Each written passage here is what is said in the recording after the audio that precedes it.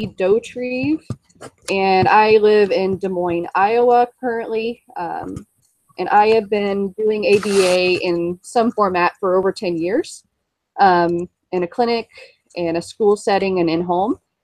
Pretty much the only thing I've done since graduating with my bachelor's degree with psychology. And I have 4 kids when one has special needs. So I'm not very good at applying what I do at work at home. But I do have a special needs child that I could apply stuff to. So that's me. Okay, I'm Julie Ellender. I'm 26 and I live in Austin, Texas. This is my 3rd semester at Ball State, and I've been in the field for 3 years now. I currently work at a clinic here in Austin that provides services to children ranging from ages 2 to about 14 years old.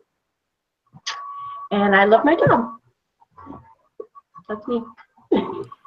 Okay, I'm Brene Howard. I live in Houston, Texas. I'm also 26 years old. I've been doing ABA therapy in a clinical setting for about 4.5 years now. I just switched to a different clinic from my old one, which I was at for 4 years, and I've worked with kids from almost 2 up to 16. That's it.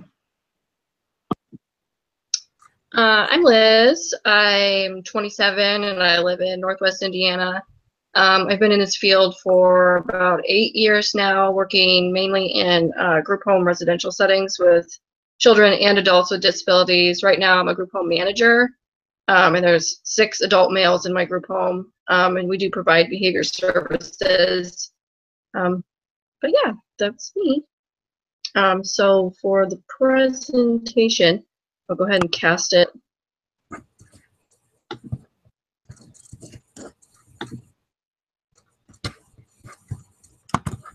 Oh no, it's not giving me the option.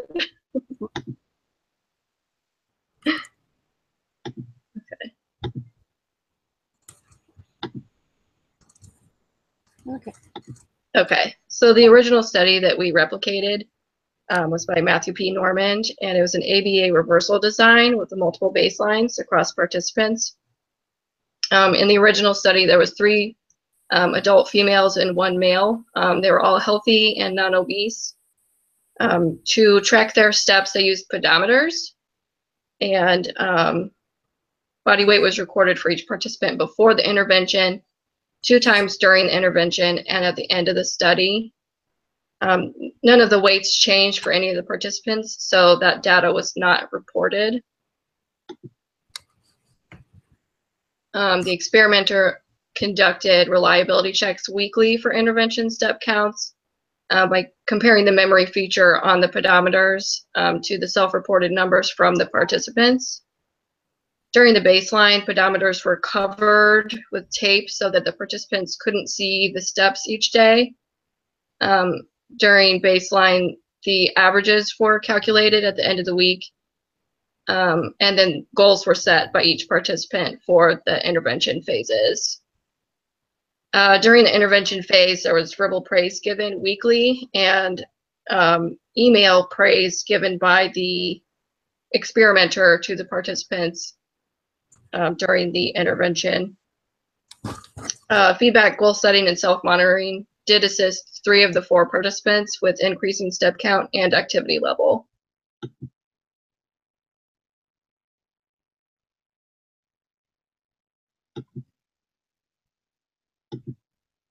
Oops.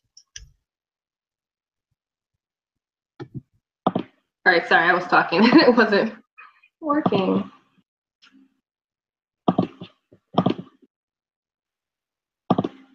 So for the supporting literature, we looked at Tuador and Locke, and we found that inactivity can lead to a variety of health conditions such as obesity, diabetes, and cardiovascular disease. And for a staggering 66% of adults in America were considered overweight or obese. And we also found that self-monitoring, diet, and physical activity have been shown to have an association with weight loss. Also, applications such as the Fitbit can and have been used as behavior change tools.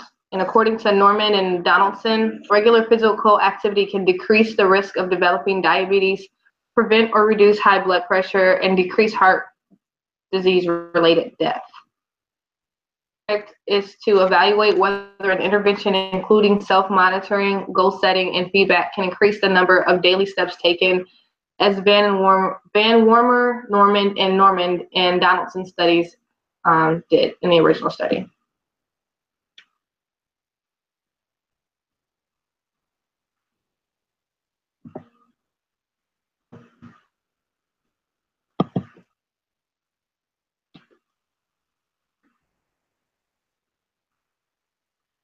Nah.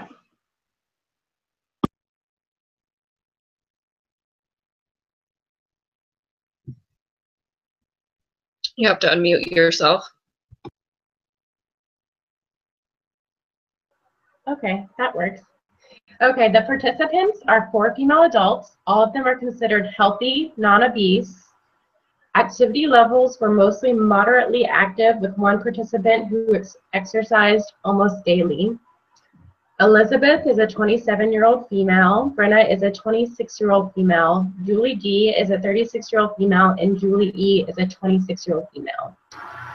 The setting was in the natural environment of each participant, including home, work, and other locations. The materials we used, the Pacer fitness app was used as a permanent product recording system. It was downloaded onto our personal smartphones. Participants used the group feature on the Pacer fitness app. The app messenger feedback communication, we used Google Hangouts for regular communication, Excel for graphing, and Google Docs for report writing. Data collection. The app tracked daily steps and included bar graphs. It also included a weekly report ranking for the group members. It was defined as any activity that results in a step count being recorded and displayed on the Pacer Fitness app. Experimental design. The multiple baseline across participants design was used. ABA-B reversal design. Okay, let's see if I can do the screen share without messing that up. All right, so, all right, for the baseline, participants were not allowed to access the Pacer app to check on the number of steps taken or receive feedback. The notifications for the app were turned off to avoid any messages regarding step taking or goals that were met. And baseline phase was about 7 days. The treatment phase was the goal setting, self-monitoring, and feedback. And notification was turned on, so participants were able to check their Pacer app on their cell phones to track their steps. And then daily goals were calculated by using the average steps taken per day from the baseline phase, and then so on for the next intervention. The new goal was set at or above the average if the participant met their daily goal for at least 4 days of the week. If the goal was not met, then the goal was not increased. And then the participants provided daily reports via Google Hangouts, and we actually split it into pairs to make it a little bit easier on the app. And then in response to the daily data, the other participants provided their verbal praise. Participants received vocal, verbal, and graph feedback each week. The vocal, verbal feedback included comments on data direction, praise, like good job or keep it up, encouragement to try to increase their steps. And then graphic feedback actually was on the app itself, and it showed us a bar graph in order to show us where our goal line was and what our step count was. And then IOA, we use 30% of all of the phases to calculate our IOA. Agreement scores are calculated by dividing the number of agreements by the number of disagreements plus agreements and multiplying by 100 to get a percentage. And we took screenshots of our step count and sent it to the other group member so that they could verify that the numbers were accurate from that screenshot to what they put in their table and their graph. And everyone had 100% for all phases of the IOA.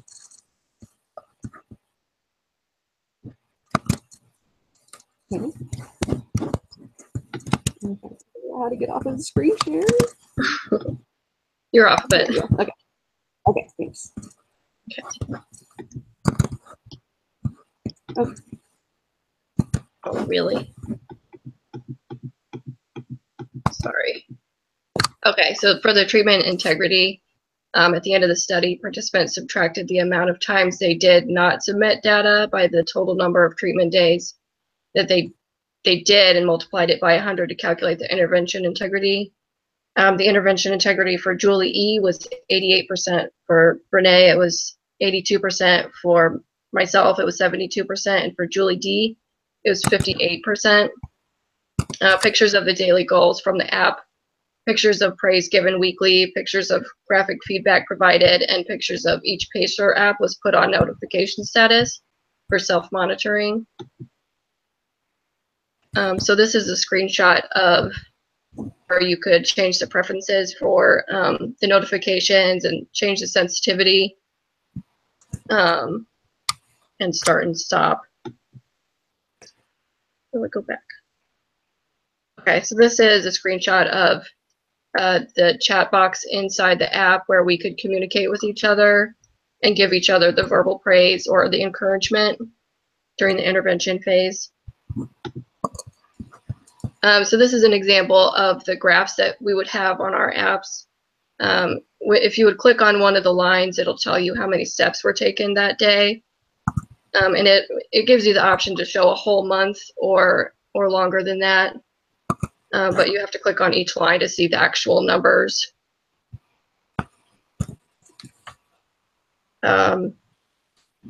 This is where you can set up your custom goal so that it could notify you when you met your goal during the intervention phase. All right, and then results.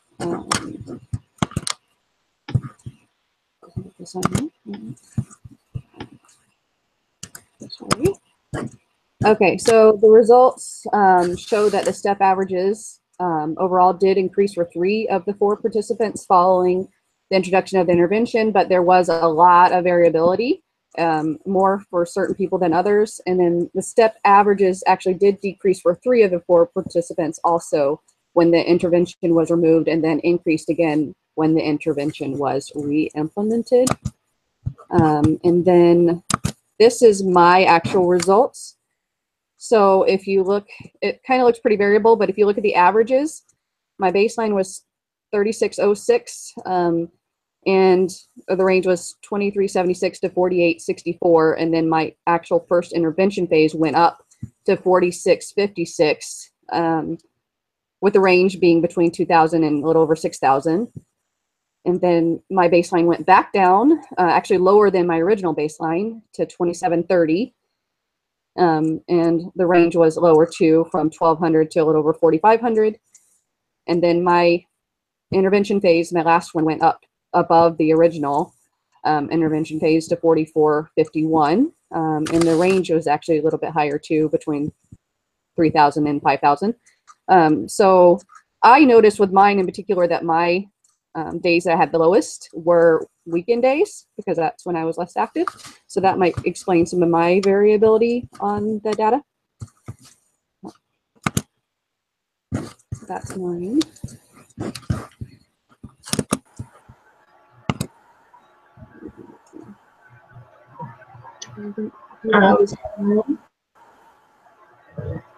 And these are my results. And my baseline, my average was 1840, and it ranged from 138 to 3914. My first treatment phase, the average went up to 4354, and then my range was between 1357 to 11,166. My second baseline, the average went down again to 2183, and the range was between 1174 to 2891. And then my last treatment phase, my average went up again to 3181. Range was between 898 to 4637.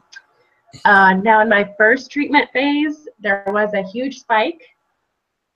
Day I went hiking, and then I went walking around downtown Austin, so that kind of contributed to that. And then for days that I was my first baseline, I had a day that was 138. Pretty sure I was homesick that day, so I didn't take many steps.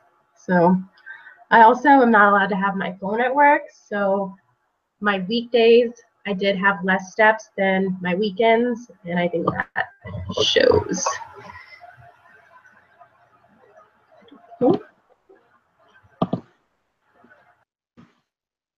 Okay, so my results were an average of 2,640 for the first baseline, with the range being from 1830 to 7156. During the treatment, it didn't increase much, or it didn't increase at all, I'm sorry. It went down a little, and the average was 2,500, and it ranged from 966 to 6,439. The next baseline was about the same as the first one, around 2,600, with the range being from 974 to 5,634. And the last treatment, it did increase from the 2,600 of the second baseline up to 3,435. And the range from that one was 1,632 to 6,622.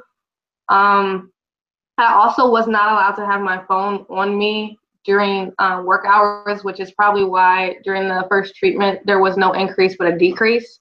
And there's a huge range in my numbers because I do work out almost every day. So during the times when it's the weekend, there's going to be a lot higher numbers than during the weekdays when I don't have my phone on me and I don't have the phone on me while I'm exercising as well. So that accounts for the huge variance in my step count.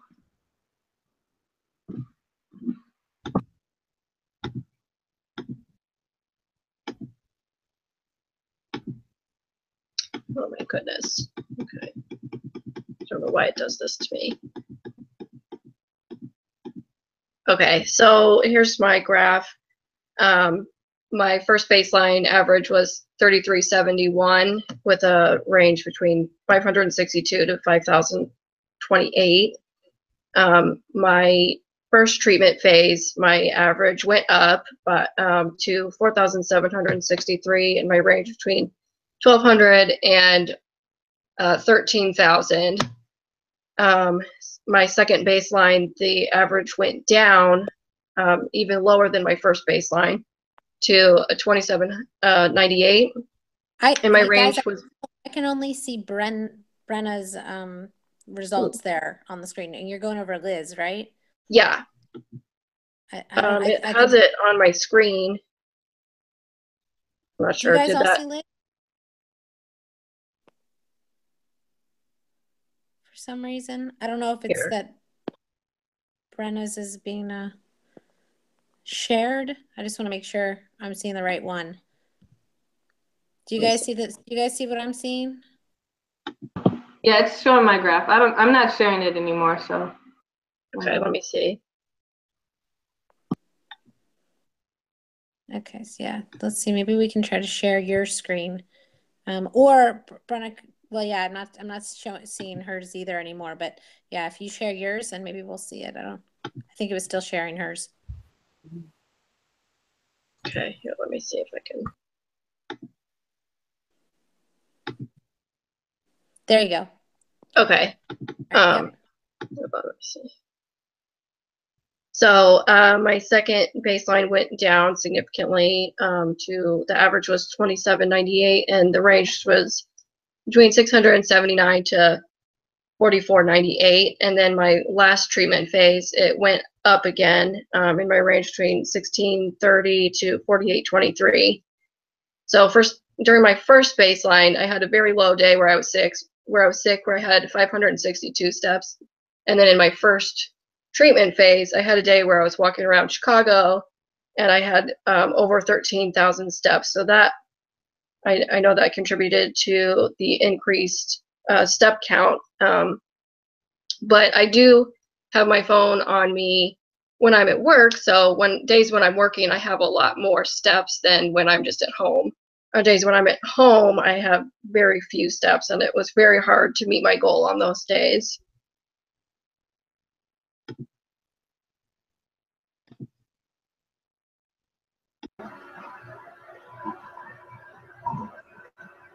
All right, and the conclusion. Self-monitoring, goal setting, and feedback are helpful ways to increase step count and activity level in adults. Step counts had a higher average during the intervention phase in all but one participant. The one participant's intervention phase that did not exceed the baseline was only during the first half of the study. The second half did exceed baseline average. Having accessible step counts and being able to see others participants' steps along with feedback from others was a motivating factor in increasing step count.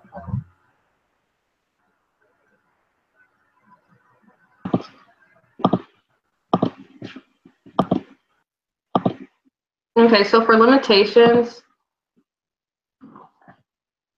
we did find a couple of limitations. As we mentioned earlier, 2 of the participants, myself included, were unable to have their phones on them during the work hours.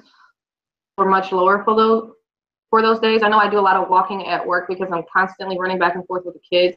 So total added in decreased mine a lot. Also, because we use the app on the phone and not something like a smartwatch, wearing a smartwatch in the future or a pedometer may increase accuracy. There were times when some participants were in baseline while others were in the intervention phase. If a participant was in baseline, they were unable to provide feedback to their partner since they could not look at their app.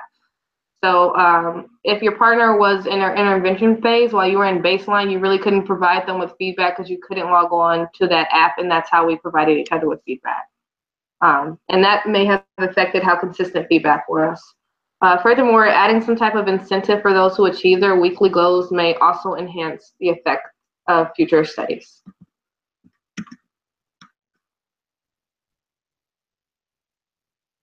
I think that's it. Yes, that's it. Great, nice job, guys.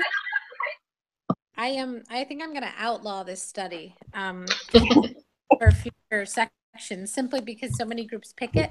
And I think that there is a lack of clarity in the article itself when it comes to a few things. So I have one question, because if you guys have noticed, now there was another group that did this study, right? They did it last week. Pointed out differences even within the replications, because there were some things that it was either because of the group and their own circumstances or just lack of detail in the article. You had to make some decisions. Like when you went back to intervention, what did you guys base your goal on? Did you base it off of where you left off for your previous intervention, or did you guys base it off of the second baseline phase? I based mine off of the second baseline phase. I think we all based it off of the second baseline. I kind of okay. Wait, where I left off. What was that? I said I kind of just It's not a clear study, and so some groups they did it based on the first base intervention. Some other ones they it's up to whatever your group would decide. But you did say that some based it off of the intervention and some of you based second base. Yeah, I based mine off of the first intervention phase. I just kept it the same. Okay. I went back down. I went back down to the first intervention or first baseline, back to my original goal of 4,000 steps based on that baseline average. Right. Rather than starting back at my new goal. Yeah, which I think is also really good. And it comes to sort of like the logistic type of an intervention and replication is that you weren't able to open the app if you were still in baseline, but yet others were relying on you for feedback. So if you guys to do this again, because then that's going to affect your treatment integrity too, because you couldn't really offer that feedback until everybody was in the intervention. And you know, different groups kind of handled this differently, but what do you think you could have done differently to maybe fix that? I think we could have just used a different communication, maybe just gone on to the Google Hangouts messaging and just asked that person that was maybe in the intervention phase, if you were in baseline, if they met their goal. So you don't actually have to see your steps, but you can't really confirm it, but you can at least ask them and give them their praise. Yeah, that's one way. You guys could have maybe avoided that from opening the app. That's true. Anything else? Yeah, either the Google Hangouts or like a simple text if we all had exchanged numbers, and that way you can just like, or that your partner could have gave a screenshot so you could verify that they actually did take that number of steps without going in and opening your app yourself. Yep. Okay. That's good. Yeah, I agree. Was the fear that you guys would see your own data when you're opening it up? Is that? Yeah, because it's the first thing that you see when you open it. Okay. Yeah. Okay. Now the other limitation, which came up in your study and came up with other studies, is that every single one of these tracking devices has its own limitations. Like it's interesting to see the different groups and you know, if you have your phone, if it's not on your phone. But for you guys, if you couldn't have access to your phone during work, missing out on a whole lot of steps that you would have. So if you were to do this study again, what would you have tried to do to sort of account for that? I would definitely use like a pedometer or a smartwatch because I can have my watch on me at work and I can compare the steps from my watch to what I was getting on my phone. And there are days where I had like maybe 1,400 steps, it said on the app, where I had over 6,000 on my watch. So that was a huge discrepancy. Yeah, I agree because there were a lot of steps that weren't accounted for because I move around a lot at work. Pretty low because of that. Definitely. And I think everybody's chomping at the bit to do a replication study in some way and comparing all these different tracking devices to see which one seems to be the most reliable. Yeah, definitely. I think in your situations, a regular pedometer would have maybe worked out a little bit better had you had access to that so that you guys would have been able to get a little bit more of an accurate count. If not, those of you who couldn't use it during the day were at a real disadvantage. And you would have had to like try to make up for all these steps, you know, in the other part of the day. Was your day, and you probably said this, was it 24 hours? Just yes. Whatever was recorded for the 24-hour period? Okay. I'm trying to think if there's anything else. I wanted to mention something that I thought was, we had a group feature on there, so even if you didn't provide praise, it actually gave you a ranking system. So you could see where you were compared to everybody else, and it would give you a weekly report of, you know, where you were compared to your other teammates, which you could kind of use that competition. But so either way, you got some sort of praise through the app. It would tell you, and it would tell you if you did better than you did yesterday. So even if you miss out on that praise, it's still provided. Well, and yeah, that's a good point. And you guys probably got some of my feedback on these discussion boards where I'm saying, like, you know, without doing a component analysis, it's really hard to know what aspect of the intervention is leading to a change in the participant behavior. Is it the feedback? Is it how the feedback's delivered? Is it the goal setting? You know, what exactly is it that's leading to any sort of behavior change? And for you guys, you actually successfully replicated this probably as good or better than any other group, because a lot of groups were not successful at being able to replicate it. So I do want to ask you, for you guys individually, what do you think was the strongest motivator? Was it competition? Was it the reinforcement? Was it the fact that you're having to complete this for a course and you wanted to do a good job? So if you guys can just go down the line, I'd be curious to know just your thoughts of what you think personally motivated you. I guess I can go. Or go ahead, Brent. Okay. I think personally for me, it was the motivation and the goal setting, because the competition and the goal setting, because I'm a very competitive person. So for me to like look at everybody else and see that they're taking their steps, I'm like, okay, I have to go and get my steps in now because I want to be doing better than everybody else was doing. Okay. Anybody else? Yeah, I guess I'll go. I agree. Competition was probably the biggest motivator for me. I would go on the group section every time I was in intervention phase to see where I ranked. I always wanted to be number one. So I was actually more concerned about beating everybody else than I was about meeting my goal. I was satisfied if I was number one, even if I didn't meet my goal. Okay. So Good. Monitoring was the most that motivated me the most, I think. And definitely the ranking, because it pops up to show you what rank, like where you ranked. And so to see like your third or fourth, that's pretty motivating to take more steps, because you don't want to be like fourth, you know, within the whole group. So that was motivating for me. Like some of the other groups, I didn't find the feedback as motivating as I thought it would be. But so mostly the self-monitoring for me.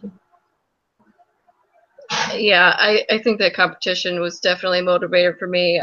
That's always what I would check. I'd go straight to the group section and see who was first and who had taken the most steps that day. And but the goal setting for sure, because there was some nights when I hadn't met my goal yet, and I would just go pacing around my kitchen to try to get the rest of my steps in so that I could meet my goal. And I definitely wouldn't have done that had I not been trying to make that number. So it's the goal setting and the competition were for me. And what app did you guys use again? Pacer. Pacer. Did any other groups use that app? No, I don't think I I don't think so. Well, so for the discussion board, I'm curious to know too, for other people to chime in who used fitness tracking apps, like how much access they had to other people's data, because you guys have mentioned the competition piece, like seemed to be pretty salient. Like, and I don't know if the way in which some of these apps are set up, if it's set up in a way where that's a little bit more of like a feature of the app as opposed to how some of the other set up. So I don't know if, do you guys have any insight on that? Did you research any other ones? I know I have the Samsung Fitness app that just comes built in on your phone, that you can attach to your watch and whatever, because I use it to compete with friends.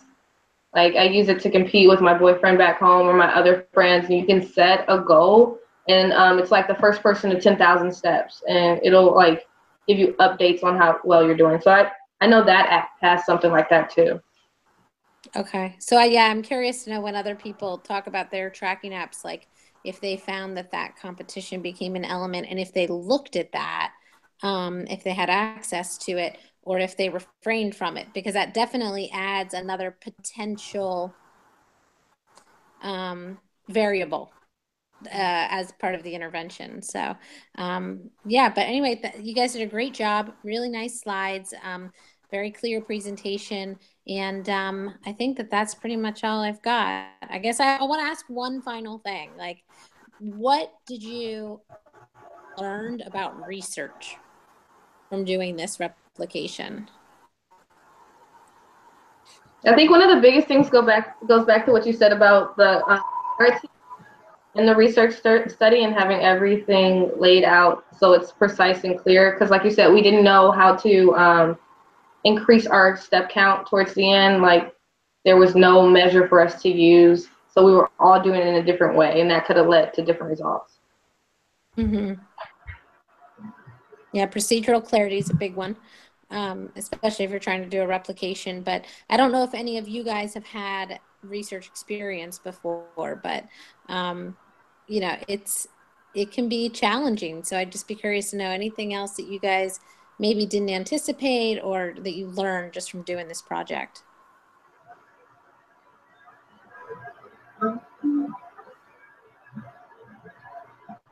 I've never had any experience doing any other types of research. So it was just kind of interesting trying to figure out all of the different steps that we needed and all the different materials and graphing. I have such a hard time with graphing. That was a learning experience. Yeah, definitely. And I'm actually Yeah, in class too, so that we had to do a method section for our research class. So this actually helped me creating my method section for that other course, research and special ed. That helped tremendously, actually. Okay, Yeah. good. I never had any experience so in research, so it all was just kind of new to me personally. So it's interesting to figure. Yeah. You definitely, it's totally different than the real world clinical work. You have to be very rigid Yes. for as many extraneous variables as possible. But I do think it's a really good thing to get some experience with trying to conduct a research project at some point within your training or in your career. I think that it's just there's so many different things that you have to consider to control for, and doing it when you're in however many different states and trying to communicate and things like that. It's pretty amazing that all these groups have been able to pull this off. So anyone else have any other final thoughts on what they might have learned from the project? Okay. All right. Well, you guys did a very nice job, and happy end of the semester. Thanks. Take care, guys. Good job. Bye.